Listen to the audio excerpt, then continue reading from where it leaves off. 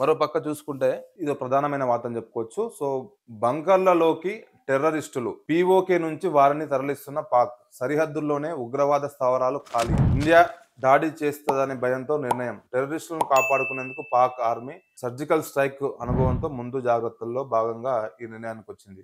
So, ఈ టెర్రరిస్టులు ఎవరైతే అటాక్ పాల్పడ్డారో మొన్న పెహల్గాం ఘటనలో ఎవరైతే ఉన్నారో నలుగురు, ఐదుగురు టెర్రరిస్టులు వాళ్ళందరూ బంకర్‌లో ఉన్నారు. వారిని బంకర్‌లో దాచిపెట్టింది పాకే. సో, వారిని పీఓకే అంటే పాక్ ఆక్రమిత అక్కడి నుంచి వాళ్ళని తరలించేందుకు పాక్ సంబంధించిన ఆర్మీ అధికారులు, ఆర్మీ ఆఫీసర్లతో పాటు ఆర్మీకి సంబంధించిన జవాన్లు వాళ్ళకు ప్రత్యేక చొరవ చూపి బంకర్‌లో దాచిపెట్టి అక్కడి నుంచి వారిని పాకిస్తాన్ తరలించే ప్రయత్నం చేస్తున్నారు. గతంలో అనుభవాలు జరిగాయి. సర్జికల్ స్ట్రైక్ గతంలో భారత ప్రభుత్వము సర్జికల్ స్ట్రైక్ చేసి అప్పట్లో ఉన్న అక్కడ ఏదైతే బంకర్‌లో గాని, వివిధ ప్రాంతాల్లో దాచుకున్న టెర్రరిస్టులపై అటాక్ చేసి అప్పట్లో చాలా మందిని టెర్రరిస్టులను కూడా చంపడం జరిగింది. సో, ముందస్తులో భాగంగా ఇలాంటి నిర్ణయాలకు పాకిస్తాన్ తీసుకుంటుంది. సో, ఇది హేయమైన చర్య అని చెప్పుకోవచ్చు. ఎందుకంటే ఇండియాపై దాడి చేస్తదనే భయంతో ఈ నిర్ణయం. సో, ఒక పక్క పాకిస్తాన్ ప్రపంచానికి మాత్రము మేము టెర్రరిస్టులకు సపోర్ట్ చేయట్లేదు. టెర్రరిస్టులు మా దేశం నుంచి పోవట్లేదు. సో, ఇది కాశ్మీర్‌లో అంతర్గత సమస్య. అక్కడ భారత ప్రభుత్వ సమస్య అంటూ చెప్పుకునే వస్తే ప్రపంచాన్ని బుజ్జగించే ప్రయత్నం చేస్తుంది.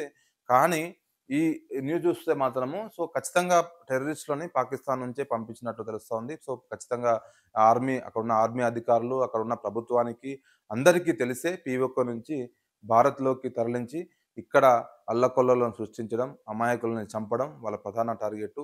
సో, పాక్ ప్రభుత్వం అండదండలుతోనే ఆ పీఓకేల నుంచి వాళ్ళు రావడం, వచ్చిన తర్వాత మళ్ళీ వెళ్ళడం, అక్కడ బంకర్‌లో దాచుకోవడం, వాళ్ళందరినీ సేఫ్ ప్లేస్‌లో ఉంచడం. సో, ఇదంతా ఒక పథకం ప్రకారం పాకిస్తాన్ చేస్తోంది. సో, పాకిస్తాన్‌కైతే ఒక భయం పుట్టుకుంది. గత అనుభవాలున్నాయి. సర్జికల్ స్ట్రైక్ జరిగింది. అప్పట్లో పెద్ద ఎత్తున టెర్రరిస్టులు చనిపోయారు. సో, అలాంటిదేమన్నా జరగొచ్చా అనే ఒక క్వెషన్ మార్క్‌తో పాకిస్తాన్ ప్రభుత్వం అప్రమత్తమైంది. ఇప్పటికే పాకిస్తాన్‌ని భారత ప్రభుత్వం దౌత్యపరంగా అటు చాలా స్ట్రిక్ట్ చేస్తా ఉంది. ముఖ్యంగా ఏదైతే సింధు నది జలాల వ్యవహారంలో వెనక్కి తగ్గే పరిస్థితి లేదంటూ స్పష్టం చేసింది. అదేవిధంగా రేపటితో ఈ చివరి తేదీ ఏదైతే పాకిస్తాన్ పౌరులు దేశంలో ఉన్నారో వాళ్ళంతా రేపటికి ఖాళీ చేసి ఎళ్ళిపోవాల్సిన పరిస్థితి ఉంది కాబట్టి ఇవన్నీ పాకిస్తాన్ ప్రభుత్వానికి మింగుడు పడటం లేదు. నీళ్లు రాకపోతే పరిస్థితి ఏంది?